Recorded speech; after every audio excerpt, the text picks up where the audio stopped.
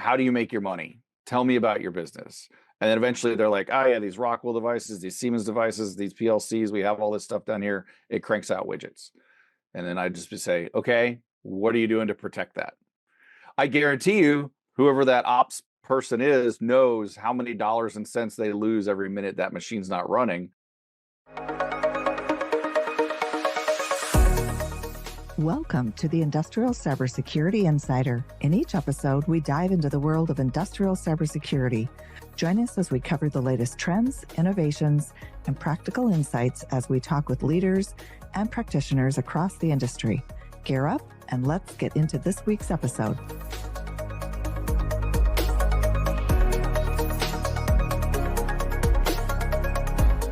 Hi, I'm Craig Duckworth, and today with me, I have Wil Klusovsky. Did I pronounce it correct? Nailed Perfect. it. So, Wil, why don't you give us a quick overview of yourself, a little bit of background, and kind of what you do and why you decided to come on the show today? Yeah, sure. So 26 years in cybersecurity, I've been doing this. Most of that time I've spent in consulting and managed security services. Spent most of my life sort of in that advisory side of the world, helping CISOs and CEOs build security programs, manage their cybersecurity, help them solve their challenges. And for a stint, I actually launched and created an OT and IoT security practice. So I got very familiar with the manufacturing space. And the company I work for now, viLogics, we actually have a priority for manufacturers. And I'm going to get ahead of myself, but asset visibility and exposure management being so important to everybody, but also specifically for the manufacturing industry. So yeah, I was excited to come on and be able to talk a little bit about things from sort of the CISO point of view, as well as maybe some of the shop floor point of view. Yeah, no, I really appreciate that. As we're trying to bring awareness, we're trying to help organizations that are beginning to understand and beginning to go down this path of you hit on one of the key tenets of visibility. It's hard to protect and secure what you don't know if you have it or not. So, let's just dive right in with visibility. Let's talk a little bit about that and why that's so important on, especially for manufacturers that normally don't have the IT tools and IT technologies that can go out and just give you full visibility to everything. It's maybe some of the differences that we see. Yeah, absolutely. And the difference is that's when I was first solving the problem of OT security. I remember when we started doing OT security at the old firm. The reason I built the practice was because people were like, hey, we're going to deploy this technology on the shop floor and it monitors the network. And I'm like, man, I have manufacturing clients who don't do that on their enterprise side of the house. And you're telling me they're going to buy stuff and put it on the shop floor where we're not allowed to do pen testing or patching updates. And you're going to plug things into the network. But it's interesting because it's all kind of spawned from the idea of asset visibility. Most of the technology today, the reason they're able to see everything is because they grew up in that world. Because on that shop floor, if a machine's not working, you're losing money, right? And so it's just a matter of taking that and translating that risk now, or translating that now to, well, it's not just about why that machine's not off and now we can see it, but now, well, something's happened. There's been a breach or there's been an incident or there's something has caused something looks fishy and potentially could be out. Like, let's get in front of it, which is something the traditional IT cybersecurity side of the house has had for quite a long time, right? From back in the days where it was just antivirus and everybody kind of is well aware of, I've got these computers and these servers and I need to protect them. I've got email coming in, but they don't think about the fact that, oh, my shop floor is air gapped, which you and I both know is never true, right? Because somebody installed a Windows NT server and plugged it directly to your Comcast line 20 years ago, and it's still there. And I would say part of and I don't know that it's necessarily a disconnect, but part of the, let's call it afterthought, probably a better terminology, is getting organizations, executive leadership, CISO, the risk team to understand that from a manufacturing perspective, it's almost a shift in terminology. From an IT side, if you do a patch or you do something and you update a server or machine and things don't come back up in the amount of time that you think, okay, so somebody goes to the break room, they grab a cup of coffee, they have a conversation at the water cooler with their colleague and come back in half an hour and everything's fine. But on the shop floor or on the industrial side, it equates to dollars and cents when you're producing goods. That's a different risk to the organization. And I think that sometimes is lost in that translation. Yeah. Well, it's funny you mentioned that lost in translation because when I first started doing this, because sometimes, first off, they may not even have a CISO, right? You're talking to the COO or the shop floor ops director, manager, whatever that is. And maybe there's an IT networking guy who doesn't know anything about what's going on over there, right? So first off, sometimes it's just getting all those people in the room to understand what's going on. But the easiest way to reframe it was basically saying, hey, how do you make your money? Tell me about your business. And then eventually they're like, oh yeah, these Rockwell devices, these Siemens devices, these PLCs, we have all this stuff down here. It cranks out widgets. And then I just say, okay, what are you doing to protect that? I guarantee you, whoever that ops person is knows how many dollars and cents they lose every minute that machine's not running.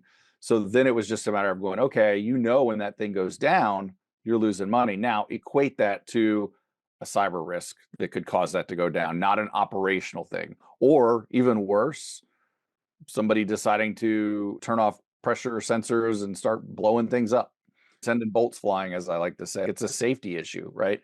Which at that point, it's basically terrorism. But Yeah. And back to that, the dollars and cents, it seems easy. And I'm sure that mathematically it's a formula. But when you look at the cost of what is that goods that you're producing, where are you in that work in process flow? And what is that cost of that particular product line or the entire manufacturing site, forbid that goes down, and really truly say, okay, what is my mean time to recovery? How long is it going to take me to do backups, restore, bring it back up safely, and calculate a true risk number so that an organization understands the value. And then you can say, okay, my downtime for a day, or let's say 8 hours, it's probably more realistic. My downtime for 8 hours is $1 million. Pick a number. And it's going to take 200,000 to remediate, to clean up, to address that on a yearly annual number, whatever. So again, it's an easy financial decision when you truly look at it from the big picture and true total cost of ownership. and that's the right way to frame it. And I think that's the challenge a lot of people, both those in the cybersecurity space and those in the manufacturing space, like we miss a lot of people miss that translation layer, which is a lot about me personally. What I try to help everybody learn is just what you said. Like it's very easy to mathematically figure that out. And it makes much more sense instead of saying you need to be scared because you can go out of business, right? But and we can look at JLR recently. They'll probably never say it publicly, but they were probably very close to a massive company who could not recover in a short time or short enough time, had to take money from the government. From the outsider's perspective, it seems like there weren't backups in place. It seems like they didn't have a recovery plan for that kind of stuff. So thinking about operationalizing that and then quantifying, because the example you just said, that's $1.2 million in losses that could happen potentially. Now, me as a risk professional, I can go in and say, well, okay, I can look at the environment and figure out where all the threat paths are, what the potential exposure is to it, and say, all right, these are the things that could potentially happen that could take that system down and make you lose that $1.2 million. Now, what do we do to reduce the likelihood of that? Okay, well, let's put in some asset management visibility. Let's put in some exposure management. And it's going to cost you $500,000 a year. I'm picking a number, right? Well, okay. And then that's going to bring that thing down to very minuscule. Now you can balance out. Now the company has to decide what's my risk appetite, right? Do I want to spend that 500,000 or do I want to risk that 1.2 may never happen, right? Based on what happens. That's where being able to frame that in the right context to the board, the business leaders, the executives running the company, and not just the beep beep 1 zeros kind of stuff. Well, yeah, it's back to a true risk practitioner and understanding the methodology, being able to extrapolate the data and make a educated business case that's presented to the executive sponsors that ultimately own that risk. As a consultant, we make recommendations all the time. We don't own that risk. We can guide, we can support, we can make recommendations, we can provide the continuous monitoring to show, is there something in my environment? We can provide the remediation path to harden that environment, to mitigate some of that response. But again, at the end of the day, the business executives own the risk and are ultimately responsible for the decision of, do we run the risk and put that 1.2 million out there and hope nothing happens? Or do we play it a little safer and say, okay, we're going to spend $500,000 and we're going to mitigate that, and we're not going to have a one-time episode, because now our percent likelihood, as you mentioned, is 5% and not 75%. It's a big difference. The risk decision is on the business, like you said. And I think that's so important for business owners, business leadership board, and the CISO, CIOs, the technology people, because so often that gets confused. As somebody who's done a lot of work around asset management and visibility, it's, well, okay, do you have all your assets mapped out? Do you have owners assigned? Well, yeah, IT owns everything. No, they do not. No, the people who do the HR owns HRIS. The person who owns the shop floor owns that equipment, because and the board needs to understand it as much as the CISO does, because like you said, it's our job as risk professionals to come in and say, this is what could happen. This is the potential impact. Here are 3 options that you can do. Do nothing, transfer, spend this, and reduce it a little bit or reduce it a lot. Hey, Mr. Mrs. Business Person, what do you want to do? Because that's not the CISO's job. That's not the CIO's job to make that decision. Our job is to present you with the options, basically. Yeah, and you touched on it just a minute ago.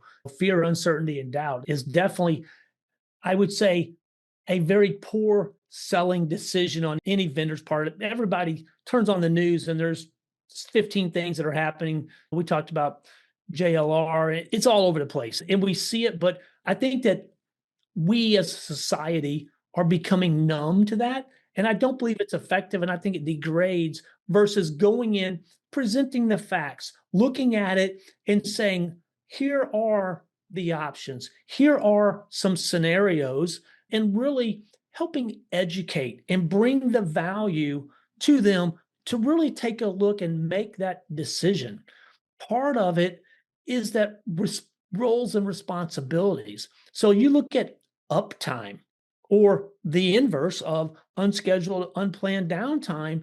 And from an operations standpoint, the goal is maximize uptime, OEE. How do I get the most efficient time from the machinery that I have and the technology I have to produce my widgets? And hedging that bet to kind of figure that out. Yeah. The idea, that's the idea now. I was talking to somebody else about this, I like to say cybersecurity risk is not, it's business risk, right? There's probably very few companies today who are doing business without technology, right?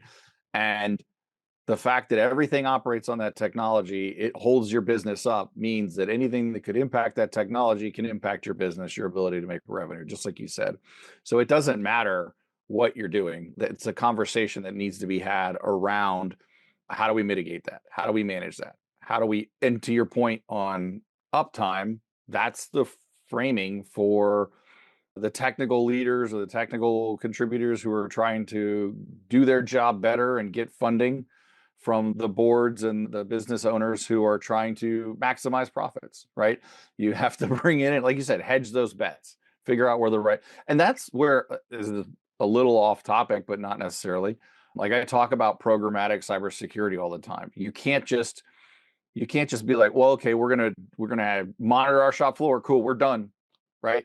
There's so much more that has to be done, because you've got vulnerability management, business continuity, disaster recovery, identity and governance, and now you've got AI, and all of this stuff that exists has to be managed continually, right? It's not a one and done thing, and you have to build a program behind it. And a program requires people and processes as much as technology, more than technology, I would say. Yeah. And you look at a couple factors within that really kind of stand out to me is, and we've talked about this on other shows, is vendors, OEMs bringing remote access tools. We go in and we'll see a Cradle Point cellular modem. That's one concern, is how do you limit, or I guess more appropriately, regulate the remote access into the environment to ensure that it is a secure method. The other thing that I would mention is back to the first thing I said was ownership. And you touched on it earlier. If I own the assets, the PLCs, the control network, and you as a CISO are coming to me and saying, hey, Craig, I need you to take down your Windows servers to patch this and bring this back up. And because we are tracking some security stuff or whatever, but I don't report to you. My metrics aren't tied to you. My bonus is based on uptime, and you're saying take down the plant. So I'm really at a conflicting state. So those are things that really play into that. How do you think that overall those two pieces of, and they're kind of different, but they're tied together, because remote access into the environment poses a very large risk. And so does ownership of the assets being directly impacted by someone that doesn't have a vested interest in that. Talk about that a little bit. So I love on the remote access one, because I think there's going back to programmatic security, because like manufacturing has a lot of ISO compliance around how things operate, but they're not necessarily doing the cybersecurity compliance like the ISO 27001 or the NIST frameworks. They're not doing PCI on the shop floor. Any cybersecurity framework will have requirements for how that secure access is controlled and how multi-factor has to be done for authentication. Going back to identities and AI having access as well, as much as humans, and non-human identity is a thing now. So that includes all your IT, OT. They have some type of identity. So there are controls and methods that should be adhered to there. The CISO topic, though, I like a lot better, or even more, is because I wish I remember. I was consulting a long time ago and I met a CISO and he said, do you know what CISO stands for? And I was like, yeah, of course I do, but go ahead, tell me, what's the joke? And he said, it's Chief Inside Selling Officer. He says, I spend my days going around to the other business units and telling them what we're doing and why it's helpful for them, why it's valuable, because you have to get them on board. And it's something I talk about in all my talks where I've done about how to build a program, in podcast, like constantly, you have to get buy-in before you get a budget and a roadmap. And so going back and talk that, yeah, it's absolutely competing returns. And that's where it comes down to, okay, we need to patch this Windows server that's on the shop floor. It's your decision, shop floor boss, not mine. But here's the risks, and know what you're accepting. And I think that's the mistake a lot of technical professionals make, is they say, well, we need to do this because it's the right thing to do. When the right thing to do is to say, okay, here's the risk. This is what could happen if everything goes wrong. And you're making the decision. You're signing the dotted line, because if that blows up and it does go down, I don't want the board pointing at me. They're going to point at you. I would say it really should be looked at a little differently. And I'm not disagreeing with what you're saying, but I think it should be framed differently, because ultimately the executive team, they own the risk. They own the shop manager. He doesn't own the risk. He has say in what happens on the shop floor. But so really the executive, it's a matter of that decision. Like you said, the that's where the executive ownership team comes in. should say, hey, we feel it's important. We are going to communicate that decision down to the plant floor, and we are not going to hold against you production requirements or metrics while this machine is down, so that I don't, and my entire team don't feel that they're being penalized to do something that is counterproductive of what they're doing. And that's why I use the get out of jail free card. I'll take this down when my boss says, hey, Craig, here's a get out of jail free card. You still get your full bonus for not making your production because I'm asking you to take this offline and perform this security function. So I think that's more the approach. I think it's better received. At the end of the day, it gets the same result, but it's got to come from a different. I love that angle because what it harps on something else that I constantly harp on, which is understanding the mission of the business and making sure that all flows down. And I've seen that situation play out differently, like in the consulting world, where you get asked to go and work on this other project, and you're like, well, my bonus is tied to me doing these things, not that thing. So, or my boss, our company mission is X amount of profitability, utilization, whatever that may be. And I'm going to go over here and work on non-utilized stuff that's not impact. Like how, and I think to your point, it's about, well, how are we going to rationalize that? And is everybody on board with it? And that is definitely I was probably coming at it from a little more lower level than that. But I believe that everybody should go to work knowing what they're supposed to do. Correct. Yeah, for sure. And at the end of the day, the right thing is as a business to make that decision, accept that risk. But again, if the CISO says, I need you to do this, that ain't going to work for me versus a different approach. But yeah, I like that methodology. And that's probably happening today for the firms that have CISOs, and for the ones that don't. I know some large manufacturing clients, prospects I've talked to that still just have an IT manager, right? And then a small team who's struggling to get that thing done, right? To get that stuff done. So them kind of going back to the business and being able to frame that so that they can say, hey, this is the situation we're in. Here's the problems that we have, and here's what it means to the business. Not we have X amount of critical CVEs and we have all of this stuff that needs to be, but hey, this is potential impact to the business. Here's the outcomes that we need to have mitigated. What do you want to do about it, right? Well, it's a collaborative conversation. Both sides should sit down and rationally say, okay, here are the points that are important to me. Here's where I'm really struggling with your ask, or here's what I'm needing help with. And it comes from both sides. You look at, we see more downtime from internal mistakes and errors that are not malicious and not intended to do harm than we do from true adversaries. And that, I think that the industry as a whole would agree with that. But how do you, I guess, better support that and remediate that piece as well? Because it should be taken into the account as you look at that. Yeah, two things on that. One, and this is documented, like IBM data breach, cost of data breach analysis report, whatever. I think it's somewhere in the 50% range of all breaches are basically a result of misconfigurations or human error, right? So it is not just the one industry. Most of the time, somebody just made a mistake, right? And I think to your point, like that's like getting on that same page and having everybody understand what is it we're trying to achieve here. How do we come together and talk, be adults in the room and figure this out? The other thing is, and manufacturing has figured this out actually a long time before everybody else, because very much so, don't want to patch the systems, don't want to take them down. Okay, well, what can we do then?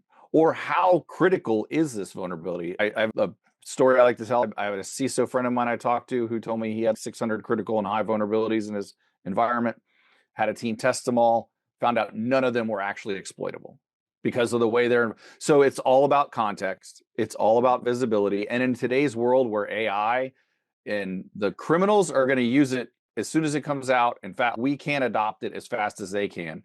So we as defenders are always on our heels.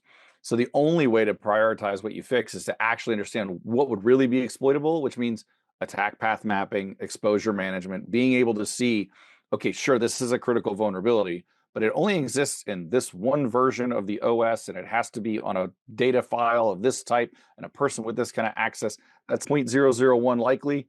We can put that off. Or we can put in this piece of technology or this rule is going to mitigate that down, right? Compensating controls. Context. Use context to make decisions. And I would take it one step further, and I would say, Okay, now add in, where does that vulnerability sit within your process and what does it affect? If it's over in the corner running some internal thing that means nothing to your production and has no harm to stop production, I'd say if it's got a vulnerability of a 10, who cares? If I've got a vulnerability of a 4 or 5 on a critical key asset that's managing production, that's where I want to spend my money. That's where I want to focus first about how to do it. And again, what matters the most to the organization? Helping them understand that, helping them determine that, sitting down, having that collaborative conversation about breaking down silos and what's best for the business and how do we collectively move forward to protect the business, not the shop floor, not the whatever. So I think that's a great start. I know that we're probably going to need to continue this conversation as because I'd be honest with you, Will, this could be a 6-hour conversation. So I think that we should do a part 2.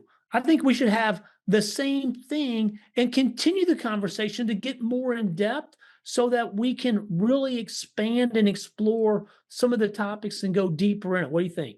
I love it because you just hit on business impact analysis, which is my other bugaboo. Beautiful. I love it. Thank you so much for coming on. I appreciate it. And then we'll schedule, let's call it part 2. And then we'll go into business impact analysis and determine what kind of the next path is. Appreciate it. Great time, Craig. Thank you. Yep. Have a great day. Thanks for tuning in to the Industrial Cybersecurity Insider. To stay up to date with our latest episodes, be sure to click the follow or subscribe button now. And if you found this podcast helpful or have a topic you'd like us to discuss, please leave us a review or let us know. Thanks again for listening. See you next time.